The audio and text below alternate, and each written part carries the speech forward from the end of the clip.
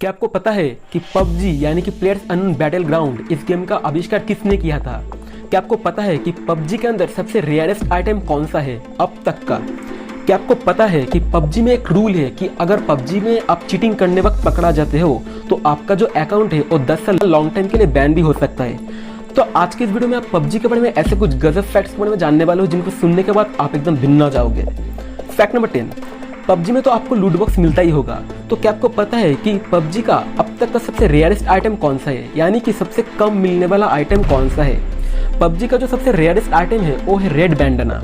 हाँ, पबजी जब पहले के टाइम पे लॉन्च हुआ था तब ये आइटम बहुत मिलता था लूट बॉक्स के अंदर, पर जितना दिन बीतता गया उतना आइटम कम होता गया। अब ये आइटम एकदम ना के बराबर मिलता है और अगर आपको ये आइटम मिल जाता है तो आप खुद को बहुत ही लकी समझ सकते हो।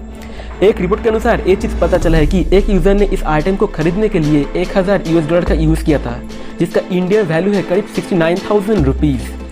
एंड दैट्स ट्रू, इसको ये कहते हैं the real fan of the PUBG. Fact number 9, क्या आपको पता है कि पबजी एक ऐसा लौता गेम है जो कि मोस्ट प्लेड गेम है, यानी कि सबसे लगातार ज़्यादा खेलने वाला game without taking any rest. 2019 के एक सर्वे के अनुसार ये चीज़ पता चला है कि पर डे करीब 21,06,398 लोग इस गेम को लगातार खेलते रहते हैं विदाउट टेकिंग एनी रेस्ट। तो मैं आपको मोस्ट प्लेड गेम का जो लिस्ट है वो स्क्रीन के ऊपर दिखा देता हूँ अकॉर्डिंग टू 2019। और आप यहाँ पर देख सकते हो कौन कौन कंट्री में ज़्यादा पबजी को खेला जाता है। देखिए, इंडिया में सबसे ज़्यादा है, उसके बाद है यूनाइटेड स्टेट्स, उसके बाद है चाइना, उसके बाद है रशिया, फिर जर्मनी, फिर साउथ कोरिया, फिर यूनाइटेड किंगडम, फिर जापान, फिर इंडोनेशिया, एकदम लास्ट में ब्राज़ील। फैक्ट नंबर 8, पबजी में तो आपने बॉट, नूब, हैकर्स के बारे में सुने ही होंगे। तो पबजी में जो हैकर्स होते हैं उनका एक्टिविटीज आपने देखा ही होगा कि किसी किसी का हाथ बहुत ही लंबा हो जाता है, कार जो है वो उड़ने लगता है, बोट जो है वो भी उड़ने लगता है। तो पबजी में पबजी डेवलपर्स यानी कि मैनेजमेंट टीम का एक रूल है, अगर आप पबजी में गेम खेलने के वक्त गेम को जीतने के लिए किसी प्रकार थर्ड पार्टी एप्लीकेशन या फिर सॉफ्टवेयर का यूज़ करते हो और अगर आप गेम के कम्युनिटी गाइडलाइन को वायलेट करते हो या फिर चीटिंग करने वक्त पकड़ा जाते हो तो आपका जो अकाउंट है वो पूरा 10 साल लॉन्ग टाइम के लिए बैन भी हो सकता है। पबजी टीम ने अब तक 3500 लोगों को हैकिंग के लिए बैन भी कर चुका है। यहाँ पर आप स्क्रीन के ऊपर बैन हुए लोगों का लिस्ट देख सकते हो और वो लोग किस लिए बैन हुए थे उसका भी रीज़न आप यहाँ पर देख सकते हो। फैक्ट नंबर 7, पबजी में तो आप कार चलाते ही होंगे, पर क्या आपको पता है कि पबजी का अब तक का सबसे बेस्ट कार कौन सा है?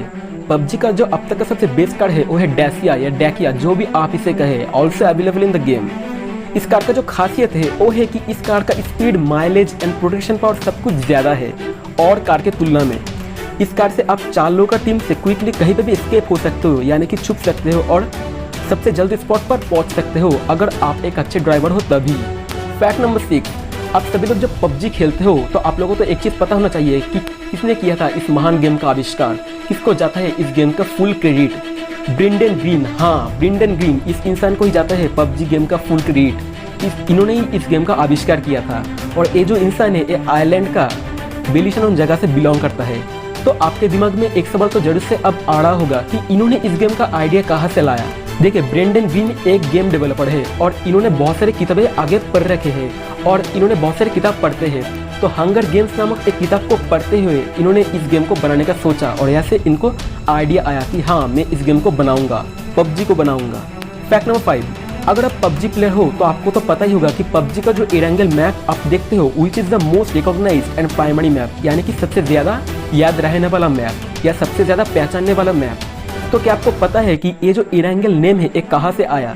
देखिए, पबजी का जो डेवलपर है ब्रेंडन ग्रीन, उनका बेटी का नाम है एरन और हर बेटी अपना पापा के लिए एक एंजल होता है, यानी कि परी। तो ऐसे ही उन्होंने एरन और एंजल इन दोनों नेमों का मिक्स किया, यानी कि कॉम्बाइन करके ऐसा नेम रख दिया, एरन प्लस एंजल, एरेंगल। है ना मस्त? फैक्ट नंबर 4, पबजी यानी कि प्लेयर्स अननोन बैटल ग्राउंड। तो क्या आपके दिमाग में ये सवाल कहीं भी आया कि ब्रेंडन ग्रीन ने ऐसा नेम क्यों रखा इस गेम का? वो तो कुछ और भी रख सकते थे। क्या रीज़न है इस नेम को रखने के लिए इस गेम के लिए?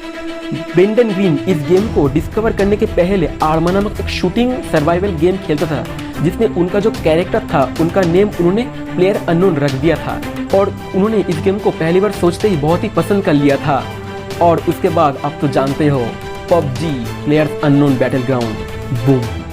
फैक्ट नंबर 3, अगर आप पबजी प्लेयर हो तो आपने तो कोचिंग की प्लेस का नाम जरूर से सुना ही होगा और कोचिंग की प्लेस के लिए हर प्लेयर के दिल में एक अलग सा जगह है। तो क्या आपको पता है कि पबजी में जो कोचिंग की प्लेस आप देखते हो, रियल लाइफ में भी ऐसा एक कोचिंग की प्लेस एग्जिस्ट करता है। हाँ, आपने एकदम सही सुना है, and that's true.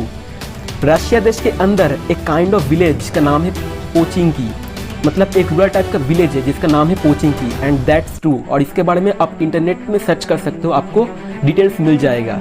Fact number 2, अगर आप पबजी खेलते हो तो आपको तो गन बहुत ही पसंद होगा। क्या आपको पता है कि पबजी मोबाइल का अब तक का सबसे बेस्ट एवर गन कौन सा है, यानी कि सबसे नंबर 1 गन? देखिए, सभी बंदूकें अपने अपने हिसाब से बेस्ट है, फिर भी सब तरह के क्वालिटी को विचार करते हुए जो अब तक का सबसे बेस्ट गन माना गया है वो है AWM। हाँ, AWM according to PUBG developers. Level 3 का जो हेलमेट है वो भी इसके बुलेट को रोक नहीं सकता, इतना ही ताकतवर है। और इसका जो रेंज है वो तो आपको पता ही होगा कि 300 मीटर से लेकर 1000 मीटर तक इसका रेंज है, and that's amazing. Last fact और the fact number 1, winner winner chicken dinner. ये जो फ्रेज आप सुनते हो, क्या आपको पता है ये फ्रेज कहाँ से आया, इसका ओरिजिन क्या है?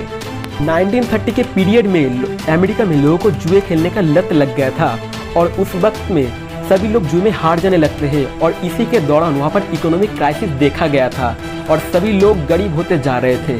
तभी के टाइम पे अगर किसी ने जुए खेलने वक्त उस जुए को जीत जाता था तो वो इंसान उसी पैसे से डिनर के लिए चिकन अफोर्ड कर सकता था, यानी कि चिकन खरीद सकता था और रात में चिकन का पार्टी देता था। और ऐसे ही विनर विनर चिकन डिनर इस फ्रेज का आविष्कार हुआ, एंड दैट्स गजब।